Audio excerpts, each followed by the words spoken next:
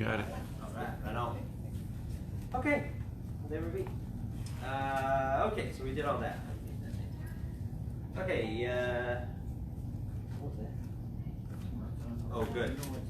I thought I was hearing things. Well, I was hearing things, but I thought it was more severe than it's a little different than what that was. Okay, so let's check out where we were last week. We went through 2 verses last week. We went through, 3 verses, 15, 16, and 17. This was kind of the idea that we went through. 16 and 17 was kind of like a pattern we saw there. I can turn back 1 page. Verse 15. This is a faithful saying and worthy of acceptance, that Jesus Christ came to the world to save sinners, whom I am the chief. However, this reason I obtained mercy, that in me Jesus Christ might show all long-suffering as a pattern to those who are going to believe in him for everlasting life. Now, to the King, eternal, immortal, invisible, and to God, who alone is wise, be honor and glory forever and ever. Amen. This was kind of this kind of concept where Paul showed this pattern of us being a sinner. We started off with self, and we actually wind up with self again, but with a different kind of a mindset. Because here we start off as a sinner, kind of selfish sinner type of a thing, devoted to sin, but then through his mercy, he saved us, he restores us, through his long suffering gives us eternal life, and that brings us back to ourselves with a response. Before, our response was completely selfish. Now our response is, instead of being devoted to sin, we're now devoted to God, and that response is now in praise. And we're going to talk about that during our church service also, as well as prayer. But this is what we talked about last time. Do you guys all remember that? Okay, good, because I'm ready. All right. Wait a minute. Too late now. What are you doing? I have a question. Well, you can still ask your question. You just don't have any visual aids to have an answer. Okay. All right. Today, we're going to do 18, 19, and 20, which is the end of chapter 1. Okay? So we're only doing 3 verses again. We're staying strong with the 3 verses. But we're just going to get through the end of the chapter. That's what we're going to do. So, verse 18 is where we're going to go. 18, 19, and 20. If you have it there, you can follow along with me as I read it. And just so you know, if you guys want to, like when we get done with this whole thing, you can take pictures of it with your phone. And that'll help you. And if not, you can always look it up on Facebook and look at it that way. You know what I mean? Because I do not have these written down in notes. This is all just written right here. So it kind of is what it is. 18 through 20. All right? It says, "This charge I commit to you, son Timothy, according to the prophecy previously made concerning you, that by them you may wage the good warfare, having faith and a good conscience, which some have rejected concerning the faith, have suffered shipwreck, of whom are Humanius and Alexander, whom I delivered to Satan, that they may learn not to blaspheme." Okay, that's the end of the chapter right here. So we're going to look at these 3 verses. Each one of these verses kind of ties together a little bit, but each one kind of has its own distinct little message. So we're going to go through each verse kind of individually so that we can see each of the statements of the message of each individual verse, and then we'll see how they kind of all tie together. All right? That's kind of the plan. All right? So we're going to start with verse 18. Now, remember, we'll do verse 18, verse 19,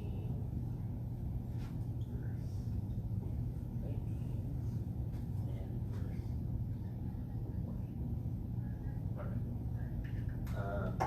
We'll just kind of look at them separately there. Okay, so verse 18. We're looking at verse 18.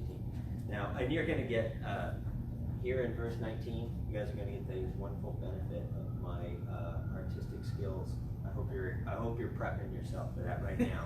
It's going to be amazing. Okay, Paul.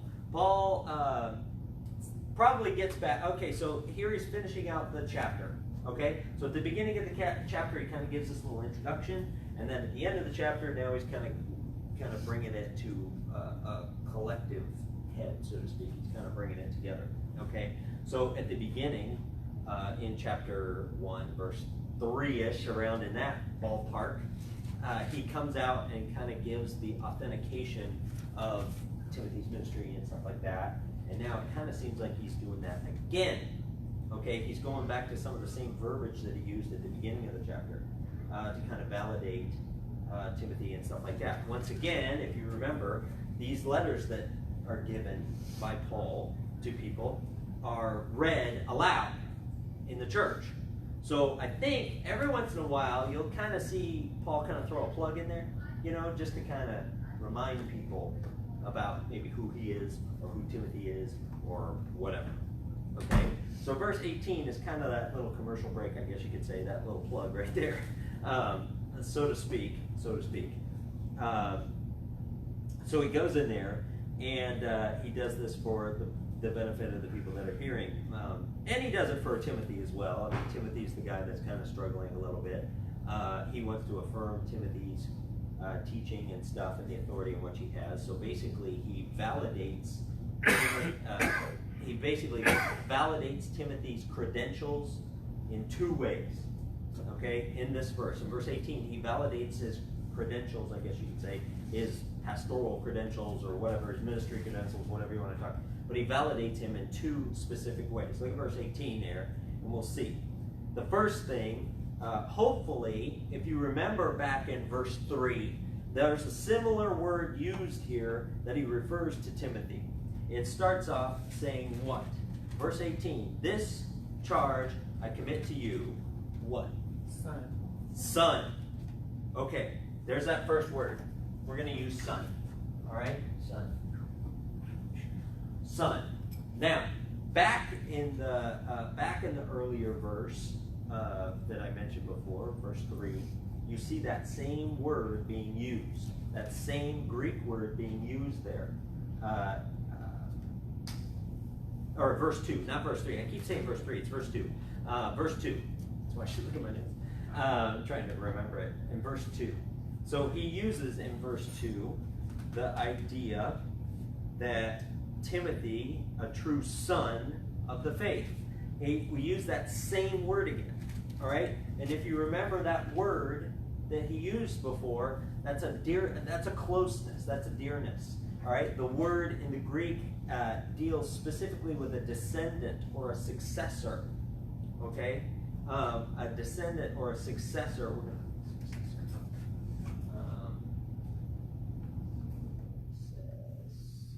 ER? OR. Is it OR? Okay, we're going OR. Okay, it's an O. For those of you who are watching, it's an O. Successor. Okay, so he uses that once again.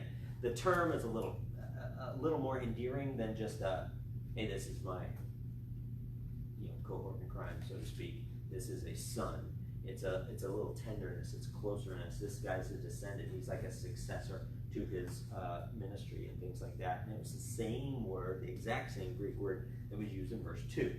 So once again, we're kind of seeing him validate Timothy again as he's kind of bringing the chapter to a close. So he's plugging in verse 18, he's kind of plugging this commercial. That's the first way that he validates him. He validates him specifically that he was commissioned by Paul. Okay? I'm the guy that said, Timothy's there with you because he's my dear son. He's my successor. He's my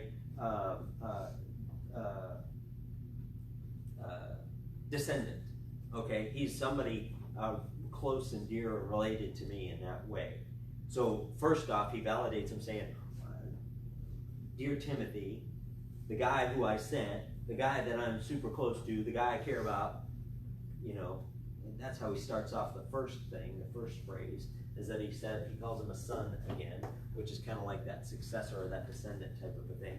And then he also validates him in a different way. Now this is a little different. This is something we haven't seen before. We saw this one before, him calling him a son in verse 2, but now he also validates him in another way.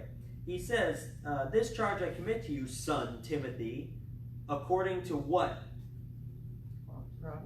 The prophecies that were previously made concerning you. All right?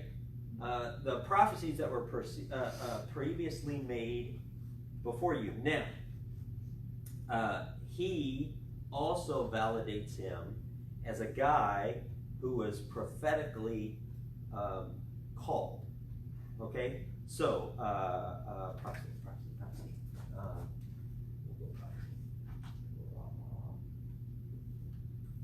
SC? Is that right? Sure it is. Prophecy. Okay? Prophecy. Now, a prophet, just so you know, a prophet is somebody who is a spokesman for somebody else. A prophet is somebody who gives you a direct revelation from God to the church. Back in the day, I mean, right now we're in a wonderful age where we have these wonderful Bibles that are sitting in front of us. But back then, we had to rely on a couple of different methods to get what God was trying to give to us. Prophetic revelation was one of the main ones. So we would get prophecies. Prophecies were given to the church directly from God, from specific people. Okay? Now, some of those prophecies were for, they were always for future events. Some of them have been fulfilled, some of them have not, yada, yada, yada, that type of a thing. But before Paul met Timothy, okay, before they kind of got together, and they were hanging out and they were friends. They've been friends for a long time. They traveled around for 10 years together and stuff like that. So they've known each other for a long time and worked closely with each other. So Paul would know this, all right? But before Paul and Timothy met, a prophet announced, it doesn't say which prophet, we don't actually know which prophet, but a prophet announced that Timothy would be used for the service of God, okay, in some way, in some profound way. That's kind of the gist of what we're getting here, is that God gave somebody a direct revelation, which they proclaimed. That's what a prophet is, someone who proclaims the word of God to the church. And he proclaimed it, hey, this guy Timothy, he's going to be used in service. So basically... Do we know where that is in the Bible? The prophecy? Mm-hmm. No. No. No, it's not there. Okay. We don't know. This is the only mention of it that I know of. Okay. All right? So this prophecy was given, and it was a... what was I thinking?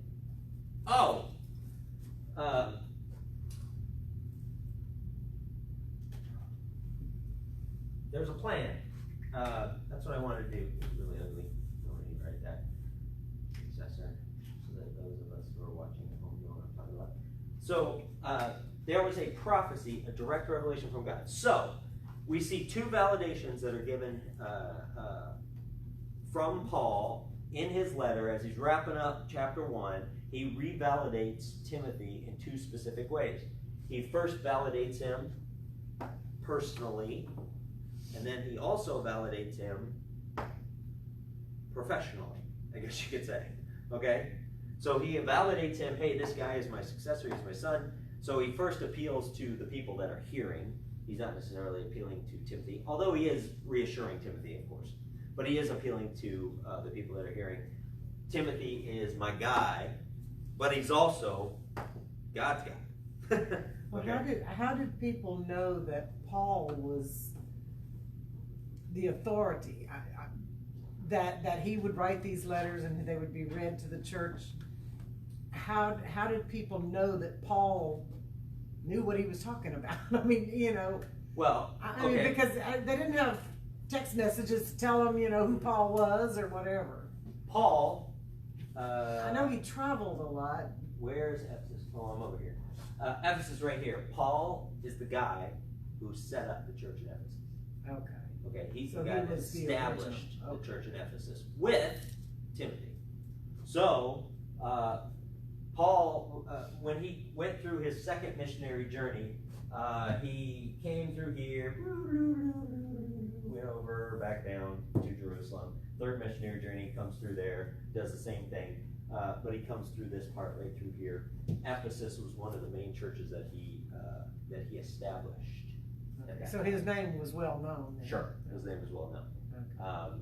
He is, he's somebody that's well known. I mean, So I know if you- we know it now, Sure, but sure. we have the written word Right. and that's a good point, because back in the day, if you knew who somebody was, you must have been somebody. You know what I'm saying? Because you don't have the internet to look it up, Right. or social media to tell you who is what. right. If you hear It's somebody's like name, they if you didn't drop have- that kind of name, they'd go, oh, yeah, I know who that is, and he must be somebody. Okay. Type of a thing. So, yes, Sorry. that's a good question. I Oh, get you no, off track. Oh, no, that's fine, that's fine. So he is the one that kind of set that up, so they would know who he is, okay?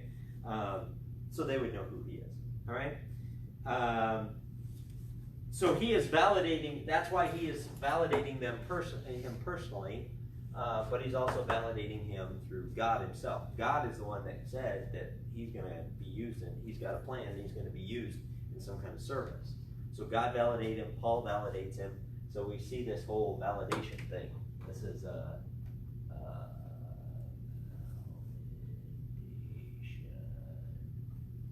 validation. Okay, yes, Mom. Why does he say son? It also says in the scriptures child. Mhm. Well, that's what I'm saying. We went over that in verse 2, but to go over it again, he's using that word because it's a very endearing title. It's I could say he's my partner, and that gives you a very sterile look at two people working together. All right? If I say Larry's my partner, well, that means that Larry and I are working together. We are equals in what we're doing, and we are just kind of business related. Okay?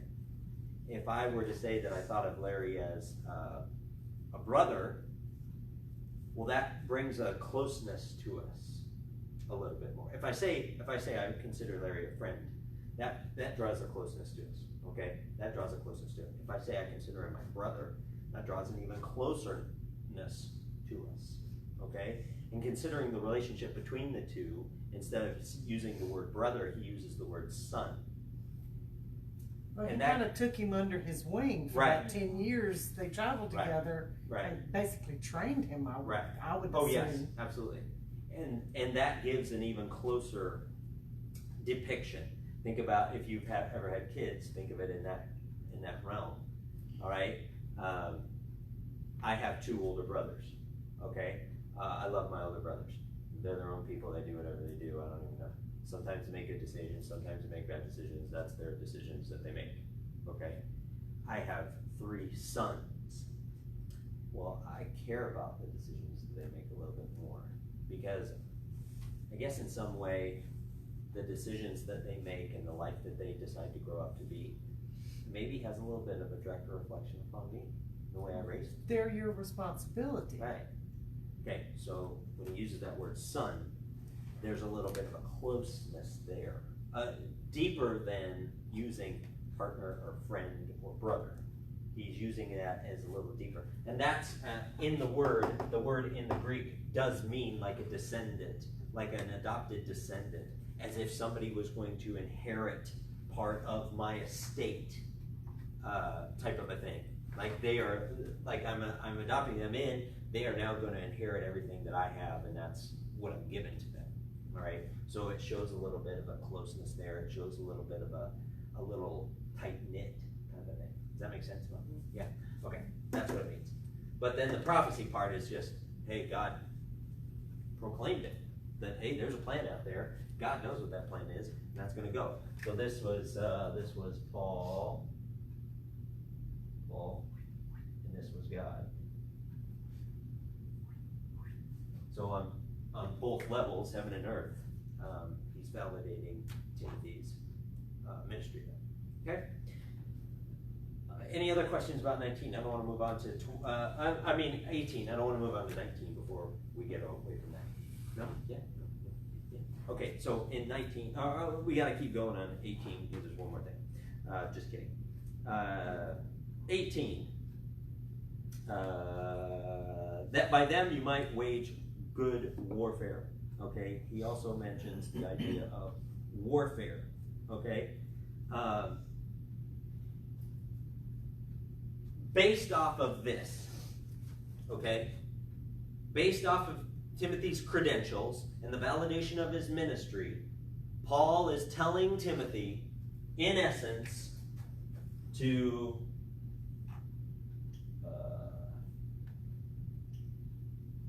fight the good fight.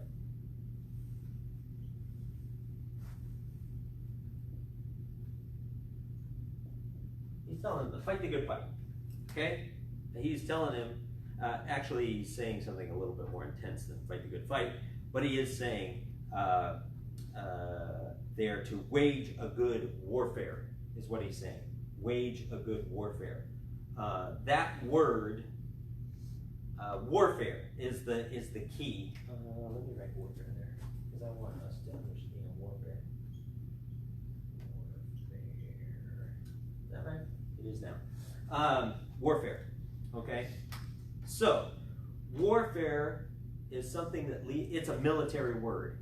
Okay? It's kind of hard to get away from the concept that it's a military word. Warfare. Okay? It's a military word.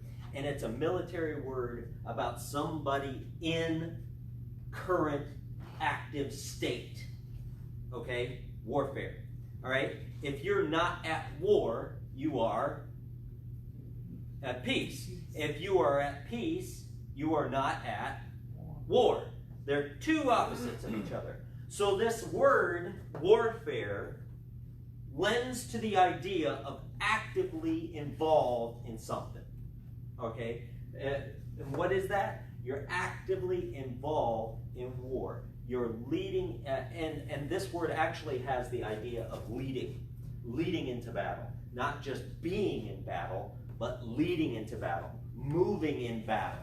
Okay? Going and moving and leading into battle. Not just standing around, holding a musket or whatever. You're actually going and you're doing. You're actively in battle, leading in battle, moving in battle. Okay? And he is telling him here, because I sent you there, because you were my guy, because God had validated you and has a plan for you, I want you to go out there and wage the warfare. Fight that good fight. Wage warfare. And I'll tell you this right now. It's important for us to understand that concept of warfare. Because anybody who is a minister or a person in God's service, which is all of us, if you do not recognize the concept, or you fail to see the concept that you are currently involved in warfare, you are going to have a rude awakening one day. Because evil's going to rear its ugly head, and you're going to go, wow, I was unprepared for that. Because the only reason you're unprepared for that is because you just aren't paying attention. Okay? Satan don't like you. Pure and simple. You're a Christian, you sided with God, and now he don't like you. And because he don't like you, he's going to do whatever he can do to undermine you, to thwart you, to do whatever. Okay? He is going to do everything he can. And it is going to be a tough game. All right? Because of it. Because you are in warfare. If you don't recognize you're in warfare, well, man, I don't know what to tell you. It's a daily battle. Yeah, absolutely. It's not just something that, yes, there are things that are going to come and knock us off our feet occasionally, but it's a daily battle. You betcha. You betcha. All right? So, because we're in warfare, we'll say active in battle. That's me. Just kidding. Battle. And maybe. All right. Because you're in that, then he brings us to verse 19. All right? So he says, this charge, in verse 18, this charge I commit to you. This is what I'm telling you right here.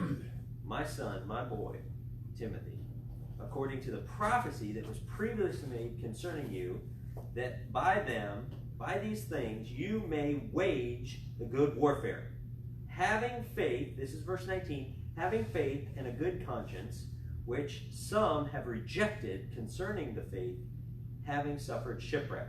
Okay. Let's stop right there. Verse 19 explains how, because of this, I want you to do this, and how I want you to do this. Okay?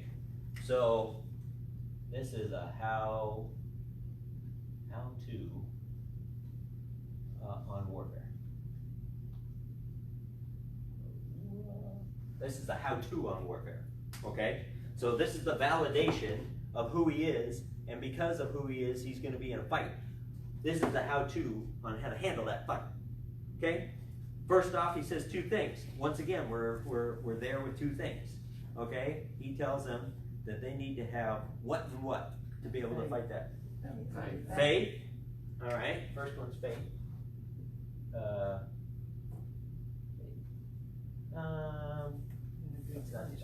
Let's go faith. Faith. And, well, we'll get to the second one here in just a minute. Let me not. Well, no, let's tell them both. What's the second one? You need to have a faith. Let me do a one. I'm not really excited about that hash mark, so we're going to do one. And the second thing is what? Good A conscience. good conscience. I like that. A good conscience. Now, I think it's important that we realize that he uses a qualifier to conscience. Okay? Oops. My brain is working too fast. I'm not writing fast. Conscience. CE. Dang. I'm just getting crazy on me. Good. We're going to put good there. There. That's right, right? Yeah, it is. Sure. All right. Good conscience. So he says to have faith and have a good conscience. And it's important, and I'm going to explain why it's important that we have the qualifier that it's a good conscience, not just a conscience. Here it is. You guys are going to love it. All right. So, conscience.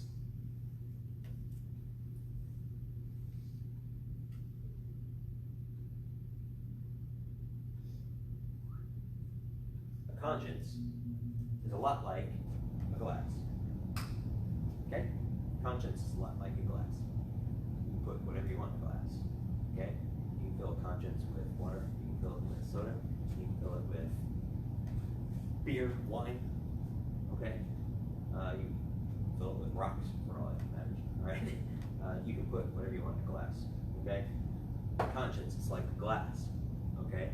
What you put in that glass affects you. Right? Because your conscience is what guides you, directs you, navigates you, those types of things. So your conscience is like your mind or your paradigm or whatever it is, that is your glass, your conscience. Now whatever you put in that is going to help guide you in what you do. So, first off, he says you need to have a what kind of a conscience? A good one. Why is it important to have a good conscience? Well, in chapter 4, which you haven't gotten there yet, but in 1 Timothy chapter 4, verse 2, if you turn ahead just a few pages, it says, speaking lies and hypocrisy, having their own conscience seared with a hot iron. Okay? That idea of having your conscience seared is a very important concept when it comes to the idea of a conscience. Conscience isn't necessarily, per se, good or bad. It can be good, but it can not be good. Okay? And even if it is good, okay? Even if it is good, it can actually lose some of its luster. Okay? What's that old faithful saying when it comes to having a glass with something in it? The glass is either half full or half empty. Okay?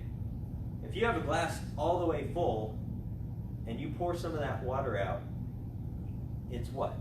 Half empty now. And you may say, well, it's half full or it's half empty, whatever the case may be. But if it had water all the way to the top and you alleviated some of that from that conscience, if you got some of that out of there, then you have less and less of what's inside. So, your conscience isn't necessarily good or bad. What you put in it and what you keep in it is important. If you fill your conscience with good, but allow your conscience to be seared, it's like pouring some of that water out. All right? And then it's going away, it's going away, it's going away. Okay? And then there's less and less of the good that's in there. Okay? Less and less of the good that's in there.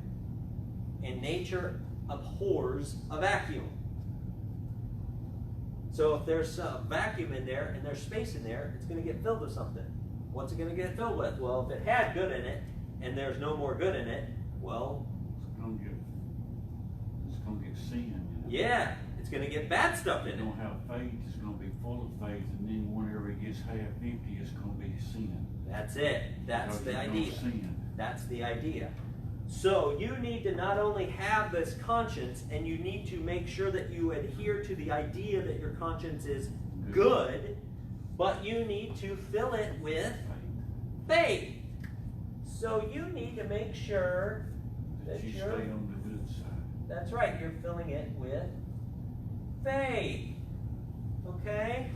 Faith is the stuff inside that's going to keep it on track. If you have less faith, you're going to have a vacuum. That vacuum is going to get filled up with whatever. Probably selfishness, probably pride, probably greed, probably something that ain't faith. Okay? I know you love my drawings. I'll sign autographs later.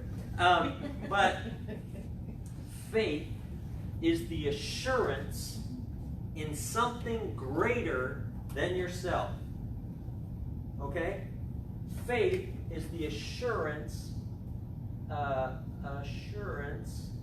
in something greater. I'm just kind of doing this really fast because I can't get over here. Assurance in something greater. All right? All right? It's something bigger than yourself.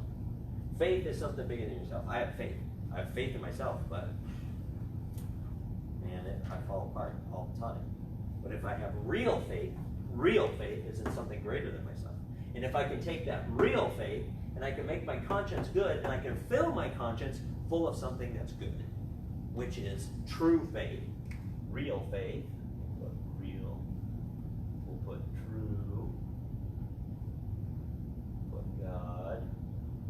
Okay? If I can get something real good in there, if I can get real faith, if I can get true faith, if I can get godly faith in there, instead of faith in myself, well then things are going to be moving along. Things are going to be good. It's going to be great. Okay? So, that is what he's telling him. He says, how are you going to handle this warfare? You are in battle. You are in battle and you're leading in battle and you're going in battle. We're charging in. How are you going to handle that battle? You got to keep your faith strong and fill your conscience with that faith. Okay? Because if you are filled with that faith, is there room for something else in there? No. Because you're filled up. I'm all filled up now. Sorry. Alright? I'm all filled up now, so I can't get anything else in there. There's nothing else. There's no more space in there. Can't get anything in there. And he also uses another analogy. This is my analogy. You're welcome. But he uses another analogy in the scriptures itself. Okay? It says, have faith and a good conscience, which some have rejected, concerning that faith, having suffered shipwreck. Think of it this way. Okay? A shipwreck of faith is what he's talking about here. All right? A shipwreck of faith. When you're in a ship, you're sailing. You're moving. You're going. If you are in a ship of faith, all right? I'm going to draw a ship. How was I going to do it? I'm going to do it now. All right? That's as good as it gets. If you're in a ship of faith, sorry, a little sailboat there. I don't know. That's all you get right there for your ship. If you're in a ship of faith, you're traveling down the road. You're traveling down the current is taking you, and you're moving in a direction. You're moving, and you're in the ship of faith. If you have a shipwreck, what happens? You lose faith. You stop. You stop. You stop moving. You sink. Okay? So right now, the water that we're on is sometimes selfishness, sometimes sin, and stuff like that. But I don't care, because I'm in a ship of faith. I'm moving along. But here it says specifically that some have rejected that faith. And faith is like the fuel. Faith is like what holds the ship together. And if I reject that, well, then I have a shipwreck. What happens? I'm no longer moving along. Instead, now I'm sinking. I'm sinking in my own selfishness, my own pride, my own envy, my own greed. I'm sinking there, and now I'm not moving in faith. I had a shipwreck of faith. I see that as the faith is what's keeping you afloat on the Right. water. When you lose that faith, you sink. Right. You wreck. Right, exactly, exactly. So there's two, this one's mine, you're welcome. And then you also have a ship. I don't know how to draw a ship. I think there's smokestacks in there and crazy things that go, there's like a slide, I don't know. And then, but if you have your faith, it's going to keep you afloat. It's going to keep you together. If you have a shipwreck of faith, that means you're going to sink. All right, you're no longer being carried forward. You're no longer being held together. You're falling apart. Okay, you're falling apart. So he wants to validate his stuff because of this. Okay, I'm validating you. I'm validating what's going on because of this.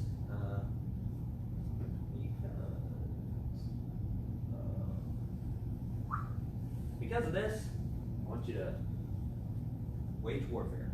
Get in there and get your hands dirty. Do what you got to do. Get in there. How are you going to do that? Verse 19. Well, through real, true, godly faith in something greater and a good conscience.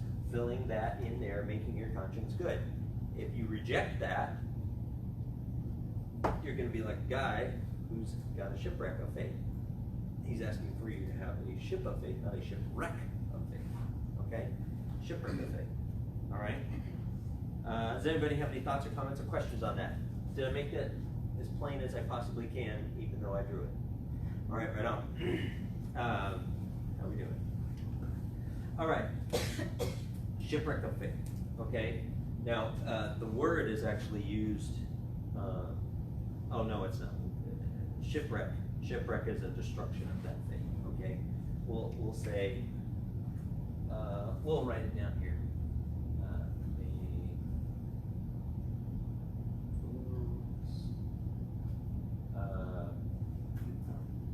What's that? Yeah, floats your boat. Whatever floats your boat. Faith does. Faith floats. I like that. We're gonna write that. You're on a boat. Okay, faith floats your boat. Right on. I like it. All right, there you go. Anyway, I've lost control. Verse 20. Okay. Does anybody have any more questions? 18:20. Or 18:19. Okay, verse 20. Of whom are Hymenaeus and Alexander, whom I delivered to Satan, that they may learn not to blaspheme. Now, some people back then had abandoned, they had this shipwreck. They had abandoned their faith. And abandoning that faith, they had caused some problems. Which would then, to me and to Paul, which we see here because he doles out some discipline to these guys, we would see that these guys professed one thing, but then quickly abandoned that to take up a new thing. So once once their faith started to empty out, there was a vacuum, and that vacuum started to be filled with something else, and that something else was false teaching, that something else was pride, that something else was whatever. Okay, but it wasn't what was supposed to be in there. It wasn't faith in God. Okay, it was their own faith in themselves. Okay, so he names out two of these guys, and I think he named them out specifically because back in the day, back in this area of what we know as Turkey, but it's now Asia Minor back in those days. Okay, there was a couple of guys out there that were causing problems, and Paul obviously had heard about them. Paul was already up here in Macedonia when he wrote Timothy, and he had already heard about a bunch of stuff, and he must have heard about these two guys. And it just so happens that later on in 2 Timothy, which we'll look up, he mentions these two guys again. Okay, so these two guys were causing all kinds of problems. So, according to Paul's second letter in Timothy, all right, well, first off, he mentions in 1 Timothy, he names these two men and says that these two guys are probably Timothy's biggest problem, biggest problem children. Okay, these guys are the biggest problems that they have, all right, that he has, and because of that, he kind of inspires some church discipline on that. They inspire church discipline. I have a question about that. Okay. It says, whom I delivered to Satan. Did Paul have the authority to basically send people to Satan? No. We're going to talk about that in a minute. Okay, good, because that kind of. No. He didn't have that kind of power. Nobody really has that kind of. Well, everybody starts off with that kind of power because they're already going to Satan. But no, that is a phrase. It's a turn of phrase that we'll use for church discipline. But we'll get to that. First off, he talks about these two guys. He talks about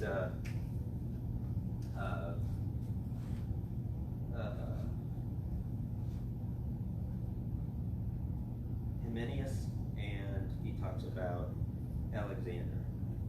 So we're going to abbreviate it because I don't want to write the whole thing. Hymenaeus, and he talks about him in 2 Timothy. 2 Timothy 2, 16 through 18? 2 Timothy 2, 16 through 18. Now, obviously, 2 Timothy was written after 1 Timothy. But he does mention them in 2 Timothy. And we see in 2 Timothy 2, 16 through 18, he says about these guys, he says, but shun profane and idle babblings, for they will increase to more ungodliness. And their message will be spread like a cancer, Hymenaeus and Philetus, are of the sort who have strayed concerning the truth, saying that the resurrection has already passed, and they overthrow the faith of some. Okay, so here we see that Paul has already mentioned one of these guys in his second letter to Timothy, and this guy is upsetting people's faith. He's causing all kinds of problems in people's faith, and he's stating that the resurrection has already come. Okay, so he's stating that the resurrection has already come. Sorry guys, you missed it. You got to start believing in what we're talking about here. Okay, it's basically what he's doing. He is stating, he's upsetting the faith of them because he's talking about the resurrection already taking place. Sorry, Christ said he was going to come back for you, but you must have missed that boat. So now you got to stick with us. Okay, type of a thing. So his first, he is causing, he's upsetting faith. So two T's in upsetting faith. He's upsetting the faith, and he's telling people the resurrection has already come. Okay, so here, this is the first guy. He's upsetting the faith. The second guy, Alexander, is mentioned in 2 Timothy 4. I already turned that page. 2 Timothy 4, 14 through 15. And it says there, Alexander, the coppersmith, did me much harm. May the Lord repay him according to his works. You also must be aware of him, for he is greatly resisting our words. At the first defense, no one stood with me, but all forsook me. May it not be charged against them. This guy was a coppersmith. All right, this guy Alexander, he was a coppersmith, and he was probably a well-respected guy because of his ability to speak to people. So he was maybe kind of one of those Joe Schmo, work hard, working with your hands type of a guy, and people probably recognized him as being, I don't know, a good businessman, or maybe they thought of him as being a good worker or somebody that was respectable and that type of thing. And he was able to speak very well, so they really kind of stuck with him. He turned from the gospel, just like we've seen, and that's what Paul is telling us here in Ephesians, that he turned from the gospel, and he started, we don't know what he was teaching per se, but what he was teaching was doing harm, much harm, is what Alex said in Timothy 4, and he was doing harm, much harm,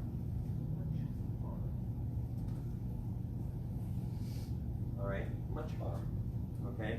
He was doing much harm.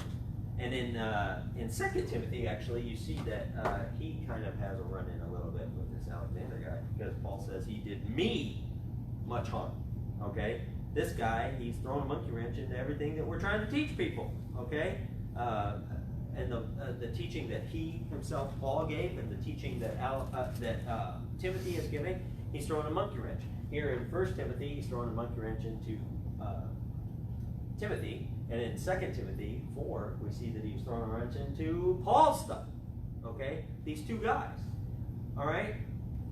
These guys experienced a shipwreck, okay? They were professing faith, but that faith did not hold them together long enough because they abandoned it, and because of that shipwreck, these two guys, then decided to go their own way and do their own thing. And it says here in verse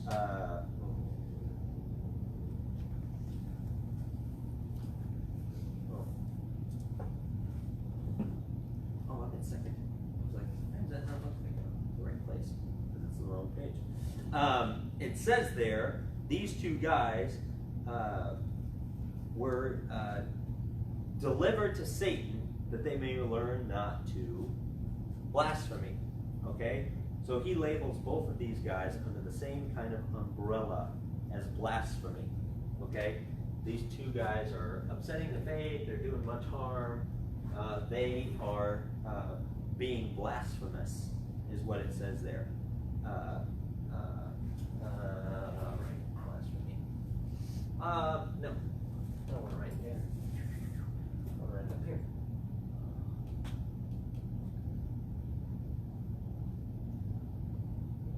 Blasphemy? Is that right? I don't even know how to spell blasphemy. If that's right, then that's the Lord right there. Blasphemy. Is that right? No. There's a Y at the end. Yeah. There's a Y at the end. Blasphemy. Blasphemy. Okay? These guys were blasphemous. All right? That's what he specifically says here. So, Paul, being the strong leader that he is right there, whenever he sees a problem going on in the church, whenever he sees any kind of issues going on, he doesn't hold back, man. He's full blown. And we saw in our study in Philippians last Sunday that he actually called two women out in Philippians 4, the beginning of Philippians 4. He calls two women out specifically because what they were doing were causing harm. They were causing disunity, and they were causing harm to the effectiveness of the church. Paul ain't having that. So here he is talking about these two guys. These two guys right here are causing problems. And that problem is causing people to, he's upsetting the faith of many, and they're doing much harm. Paul ain't having that. So he calls these two guys out specifically because these two guys are issues. All right? And later on we see in 2 Timothy that he literally says, you got to watch out for these guys. These guys are crazy because they're just doing some really bad things. All right? Now Paul considers them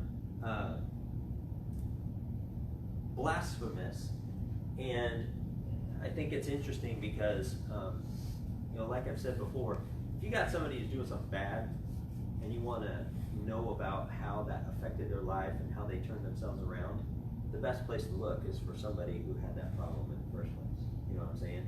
It's hard to look at somebody who's telling you not to be a drug addict, and telling you all the effects of it and stuff, and they've never taken drugs before in their life. You know what I mean? I'm not saying that can't be effective. I'm saying sometimes you have a little bit more of a buy-in from somebody who's walked in your shoes, type of a thing. Paul's that guy. Paul used to be. He used to thought that he was on the faithful path. And he used to thought that he was teaching the right things. But he was being blasphemous too. Because he didn't realize what was going there. So, yeah, sure. So, he handed him over to Satan. So, that phrase, delivering to Satan, is a typical way of referring to excommunicating them with the purpose of church discipline in that way. As a teaching. Yes, as a teaching tool. Because if you're in the church, the idea is you're with God in Him like this. But if you are released from that, then you are no longer with God in His protection. So I'm delivering you over to the world or to Satan. That's what that phrase, it's a typical way. Because I found that it was strange saying, so that they may learn not to blaspheme. Right. That's the purpose. I'm releasing you so that you're causing problems here in the church.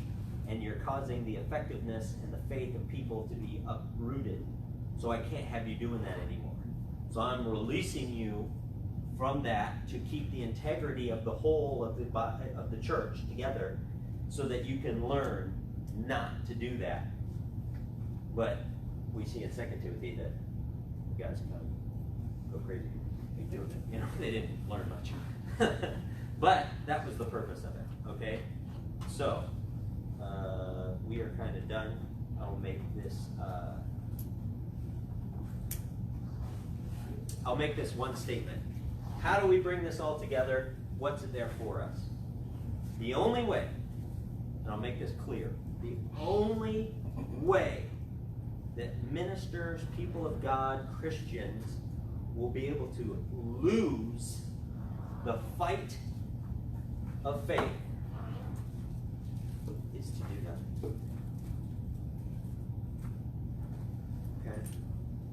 You need to, I'm telling you this right now, you need to understand that you're in battle. And you need to understand that. If you can wrap your head around the concept that you're in battle, then the only way you're going to lose, because God's already told us that we're victorious. We already have victory on our side. That's not the issue. The issue is not our victory. The issue is our continual struggle. Okay? That's the issue. The issue is making sure that we're filling up our conscience with faith and keeping on the right path. That's the issue. Because the only way that Satan is going to win is if we stop fighting. And if we stop fighting, then that gives him open, free reign to ravage this world in any way he wants to. The only thing that's opposing him is us. So you want to wrap this all up together? You want to put this all in one little neat little bow? Fight the good fight. That's what's important. If we do nothing, then Satan gets a foothold. And I know it's probably been said all through time, but we couldn't have a more fitting discussion than we're having today. Yeah. With everything that's going on in the world and everybody being told it's wrong to have faith, it's wrong to believe, it's wrong to be a Christian. Yeah. That we need that more today than ever. I'll jump. You know what? I don't know if I'll get yelled at or whatnot, but I'll jump on my soapbox right now. We see TV commercials and things like that about homosexuality, about drug use, about they now have commercials out for vaping. There are hundreds of cases of people, young kids, dying from vaping. Yeah. And they come out with these commercials and they say vaping has a nicotine in it. Nicotine is an addictive chemical. And once they get that out of the way, then they have this wonderful, cool commercial. Oh, Yeah. it's okay to do and stuff like that. All right? And the time in which now we can look at those commercials and accept that as being okay, we're not fighting enough. I'll tell you right now, we're not fighting enough. We need to continue to keep filling, because once we fill ourselves with that faith, there will be no room for anything else. And the more we show that to this world, like last week we talked about a pattern. If we show that pattern to this world, then they'll be filled. And once they're filled, there won't be room for anything else. And that's the goal. But if we give up, if we become complacent, if we say, oh, that's okay, I'm not going to worry about it anymore, then that's the foothold Satan needs. And they're even teaching our kids in school about things like homosexuality, and it's okay. Yep. We can't call them boys and girls anymore. I know. Where are we Sad. going? It's sad. Yeah. Okay, enough of that. Let's pray and we'll get done because we're over in our time. Dear Lord, thank you so much for this chance that we have to gather together here and to just go through your word and to just talk about the real importance of fighting that good fight, of waging that warfare in this world. Dear Lord, it is it's becoming more and more difficult as we move on and as we live our lives. And the only way that we are going to lose the fight, lose the day, is to just give up and to walk away from it, and or just pretend that it's not there. We need to continue to understand that we're in warfare and that we need to wage that war and continue that ongoing. Dear Lord, we do that through our faith and a good conscience.